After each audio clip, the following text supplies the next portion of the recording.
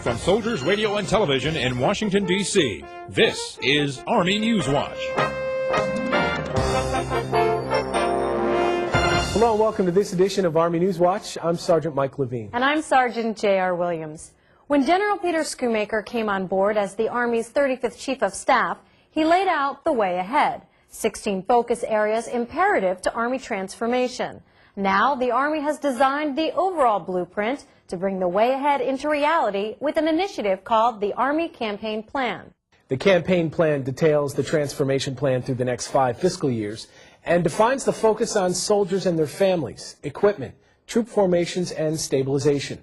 Essentially what an Army at war needs to support a nation at war. Operations tempo is at an all-time high. Back-to-back deployments in the war on terror have left the force stretched out and worn out. A problem the Army has identified, and just one of the issues the Army Campaign Plan addresses. Our problem is we had only 33 active duty brigade combat teams, and because of the sizing of them, we had a different number in different formations of combat support and combat service support, which we constantly had to go and tap into. Converting to units of action will increase the Army's number of brigades from 33 to 43 in the next 3 fiscal years, creating a larger pool of units that can deploy.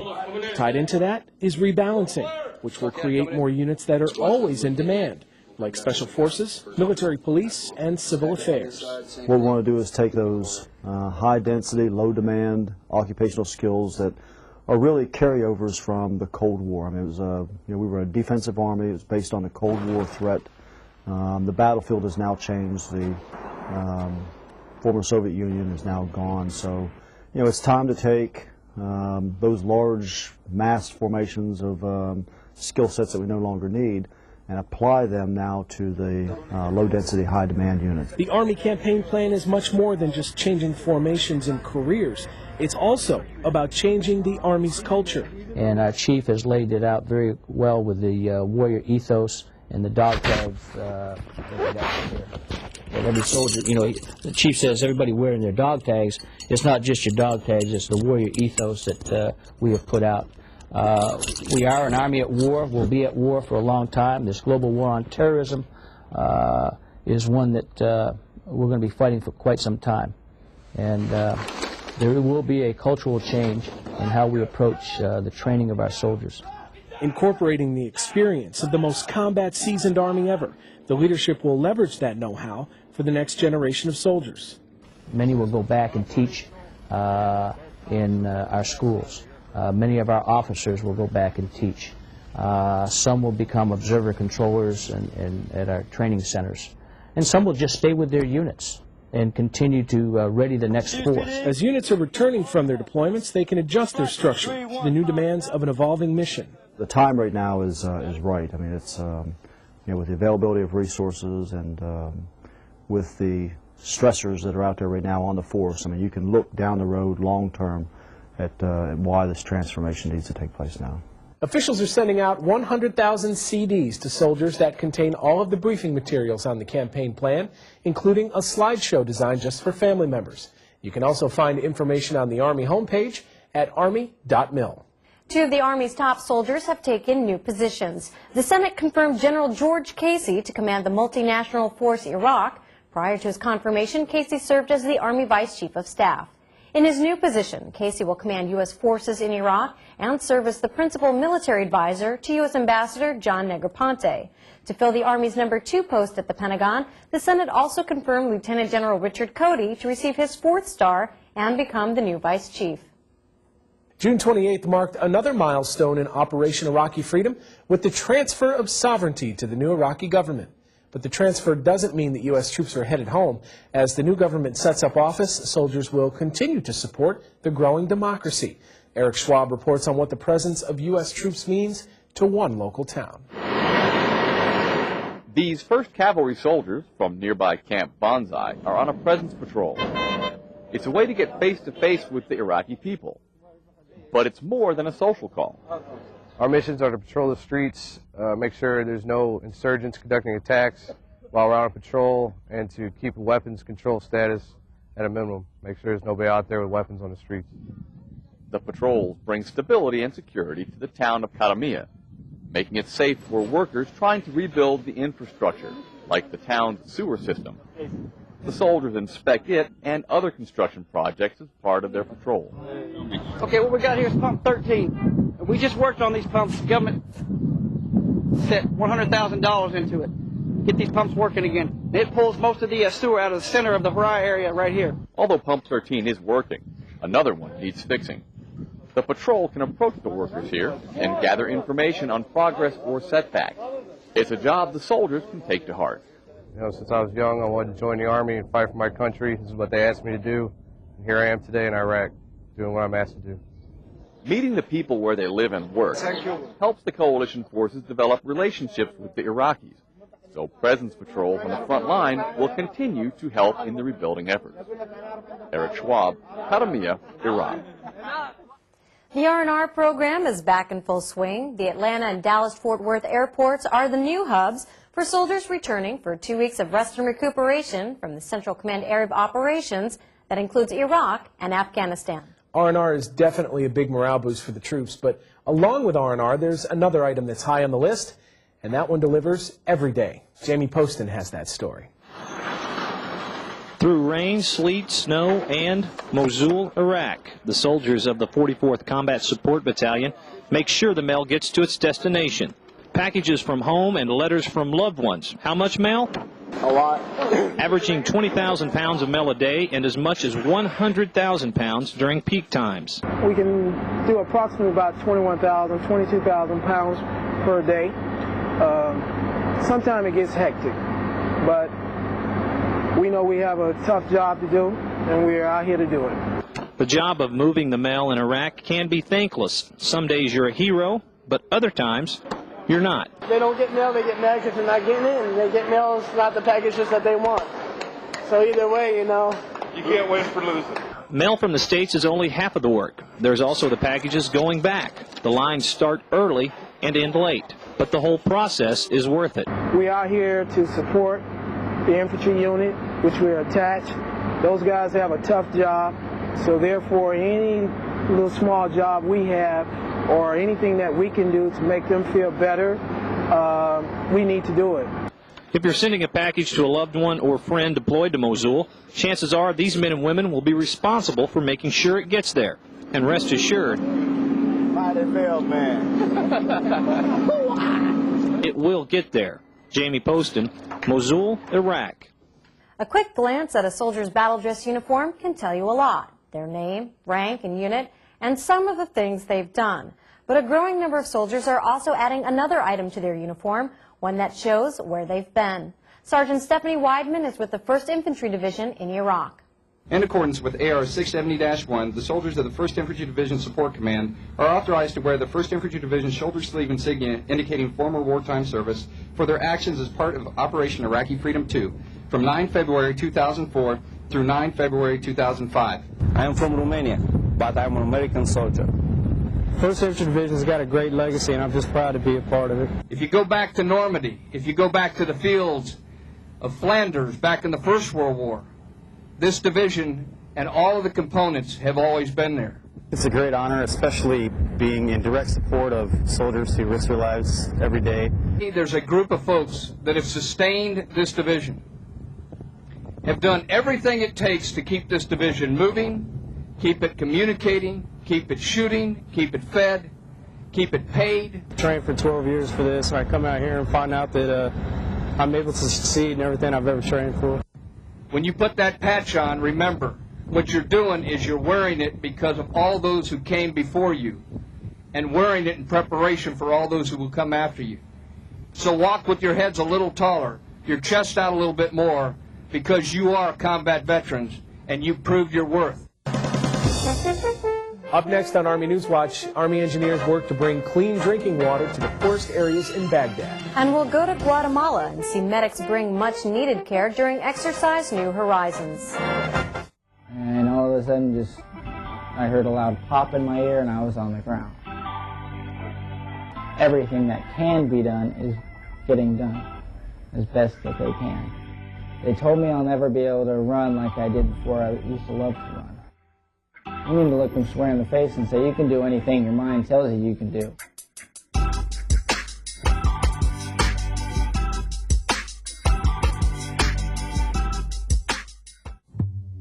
His father left home today. I'll be there. Forever. Wait and see. He'll be twice as likely to drop out of high school. 30% more likely to attempt suicide. 'Cause I love you. Even if you don't live with your kids, your emotional and financial support gives them a better chance. The best friend you ever had. Hi folks, this is John Michael Montgomery and you're watching Army News Watch, the stories that make America's Army. Welcome back. The flow of clean drinking water, much like electricity, has been hit or miss in some places of Iraq. The Corps of Engineers will soon bring more water to the residents of Baghdad. Here's correspondent Jeannie Ryan with the Corps' efforts to complete a new water treatment facility that will supply clean drinking water to the poorest areas of the city. The residents of Baghdad depend on the Tigris River for their water supply. The coalition is working to bring more water to Iraqis by expanding, cleaning, and rebuilding existing water treatment plants. In Baghdad, the U.S. Army Corps of Engineers is expanding the Sharq Digla water treatment plant. The facility, set up under Saddam Hussein's regime, was already slated for improvements before the war began. There's a large section in Baghdad to the east, one of the poorer sections, that doesn't have an adequate supply. That's one of the purposes of this expansion, is to provide that water to those impoverished people. The design, which originally included settling ponds, now uses clarifiers to purify the water. That change was made at the request of the Iraqis. The project, funded by the U.S. Agency for International Development, will increase Baghdad's water supply by 45%. Soon, 2.5 million more Iraqis will get clean water. Iraqi workers on the project say they're proud they can help their people. It's wonderful to work to an international company and use the international system in our country after the 30 years of hard time we passed through.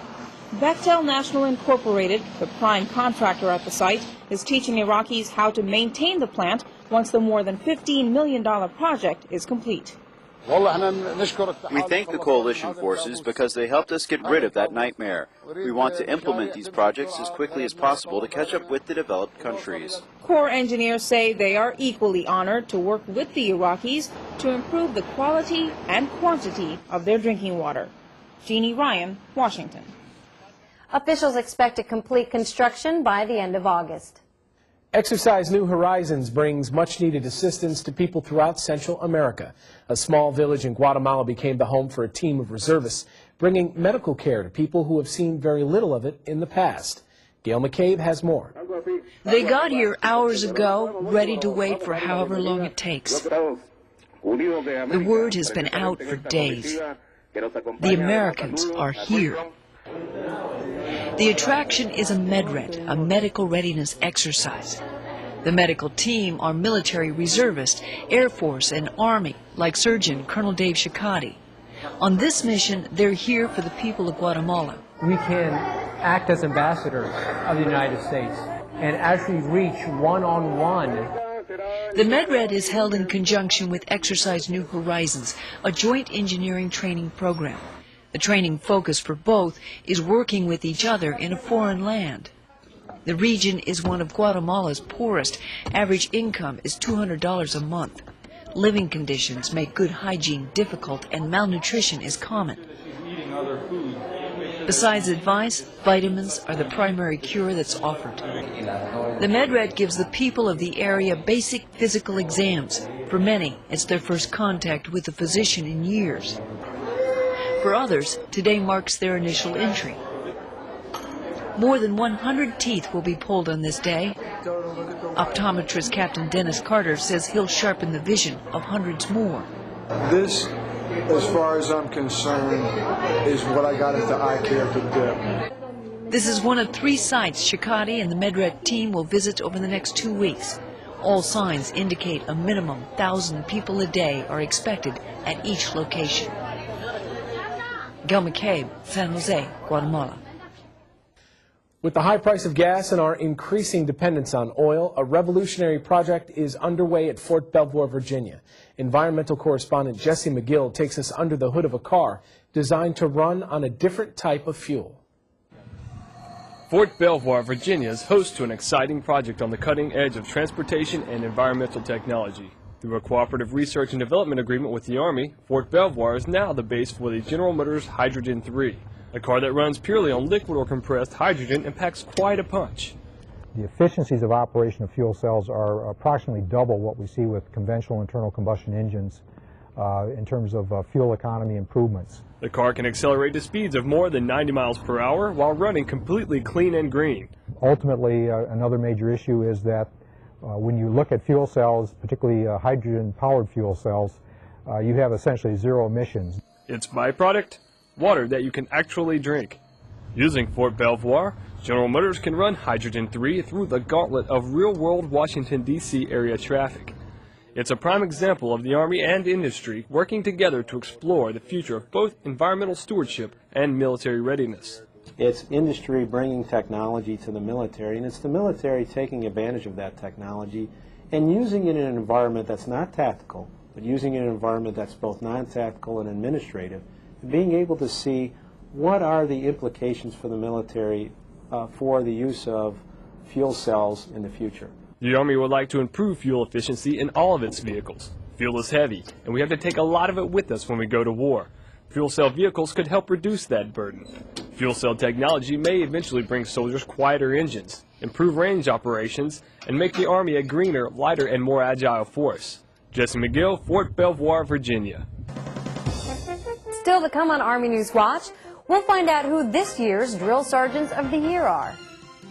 And a soldier receives a hero's welcome on his return home to the Windy City. We'll be right back. If you have a question or comment about Army News Watch, drop us an email at srtv@us.army.mil. We look forward to hearing from you. Welcome back. Nearly 60 years ago, 11 African-American soldiers were captured by Nazis, then tortured and killed at a farm outside Wereth, Belgium. Last month, Americans and Belgians honored those soldiers by dedicating a memorial on the site. Air Force Sergeant Dean Paget brings us that story. On December 17, 1944, the second day of the Battle of the Bulge, 11 soldiers from the 333rd Field Artillery Battalion, an all-black unit, were captured on the Langer family farm in Wereth, Belgium. Their captors, elite German SS soldiers, then tortured and savagely massacred the soldiers. The Langer family has marked the site of the tragedy and maintained it since the end of World War II. On this day, Americans and Belgians gathered on that site to dedicate a memorial to the soldiers we call today the Wereth 11. So it is fitting that we today pay tribute and remember these young Americans who died on a cold winter day on a battlefield so far from home. Their legacy is not only the freedom that most of the world has enjoyed since 1945, but the changes to the face of America, our great Army, and indeed, our world. The memorial is the only monument dedicated to African Americans who fought in Europe during World War II. On their shoulders, it was demonstrated that a race of people were as capable, courageous, loyal, patriotic, and honorable as any other. This memorial site, now recognized by the American Battlefield Monument Commission, honors the Wereth 11 and commemorates African American soldiers who served in Europe. Air Force Sergeant Dean Paget, AFN News. Almost every soldier remembers their drill sergeant, whether they went through basic training a year ago or 20 years ago. These strict figures give new recruits their first taste of Army life as they enforce the rigorous standards and discipline needed in today's soldiers. It takes a special breed of non-commissioned officer to serve as a living example of Army principles and values. Out of this small community, a smaller select group meets once a year at Fort Monroe, Virginia, competing to become the Drill Sergeant of the Year. Every year, the Army's best active and reserve drill sergeants compete in a battle of skill and knowledge. Over 3 days and 4 challenges, the competitors did their best to convince the judges they deserve the title of Drill Sergeant of the Year. It's physical, it's mental, it's just putting it all together and being the best.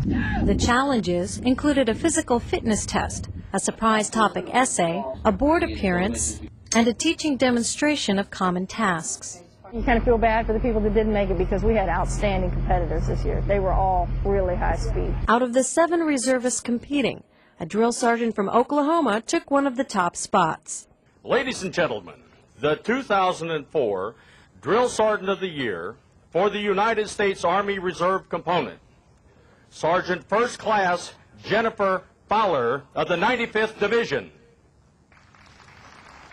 Right now it's surreal. For months now it's been in my head, how am I going to feel if it happens?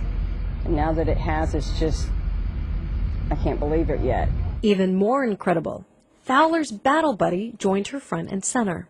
The 2004 Drill Sergeant of the Year for the United States Army Active Component, Staff Sergeant Jason Maynard from Fort Sill. It was extremely incredible. After they called my name, I was just waiting there. Okay, Staff Sergeant Jason Maynard. That's what I wanted to hear next. It's outstanding. It's a privilege, an honor. I competed against the best. They were great competitors. I know everybody was on their A game, and just being able to represent Fort Sill and all the training that I went through to get here, very good, very nice. Both winners begin their tours as the 2004 Drill Sergeants of the Year in July, taking with them some sage advice from their predecessors. They need to remember that they are not up here for themselves. They are up here for their brothers and sisters pounding the pavement every single day at those training installations. And setting the standard for next year's Drill Sergeants of the Year. Army News Watch would like to congratulate all of this year's participants. If you didn't get any cake during the Army's 229th birthday celebration, it's not because there wasn't enough to go around. As George McNamara shows us, U.S. soldiers around the world celebrated the big event in true Army spirit. From the Green Zone in Baghdad to the Pentagon courtyard, soldiers celebrated the Army's 229th birthday. For 229 years, there have been brave Americans willing to step forward and shoulder the burden of defending our way of life. At College Station, Texas, former President George Bush helped mark the occasion by jumping with the Army Golden Knights.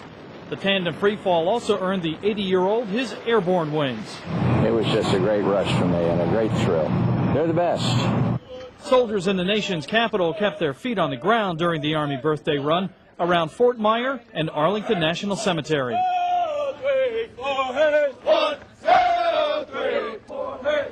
Hey, y'all need to measure what y'all do day in and day out, not by how close you are to the fight. Wearing the uniform of the day, country music star John Michael Montgomery also joined the celebration. He visited the Pentagon to salute soldiers with his patriotic ballad, Letters from Home. God bless our troops and God bless y'all. Thank y'all very much. Yes, But the real showstopper was back in Baghdad, where soldiers almost brought down the palace with the song that keeps getting better year after year.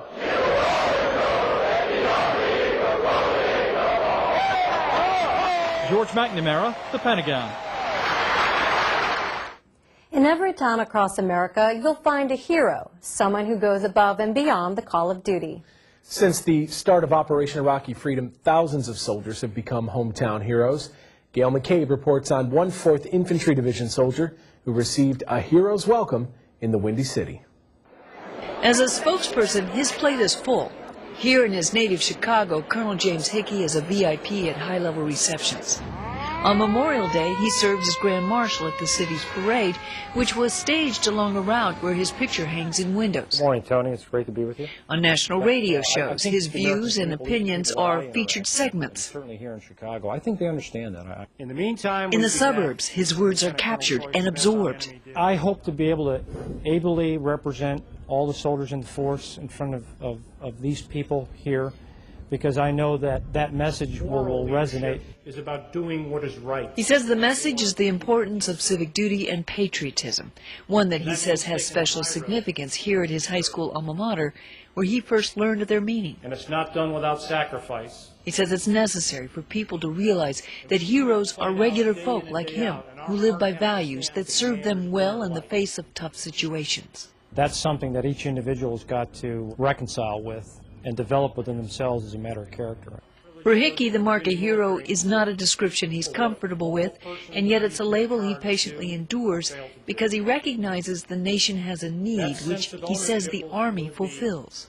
Our Army is a force for the good. I know our citizens expect us to be a force for the good, and vital to that is a value system. Values that, according to Colonel James Hickey, are the substance of all heroes and reflect the heart of the nation and the strength of the military. Gail McCabe, Chicago. In case you don't recall, Colonel Hickey commanded the 1st Brigade of the 4th Infantry Division in Iraq. His unit is credited with capturing Saddam Hussein. And that wraps up this edition of Army News Watch. This week we salute JCTV Channel 3, serving Jefferson City, Missouri, and Channel 17, covering Davis County, Utah. For the latest military news and information, go online at Army.mil and SoldiersRadio.com. Thanks for watching. Be safe and join us again next time for the stories that make America's Army.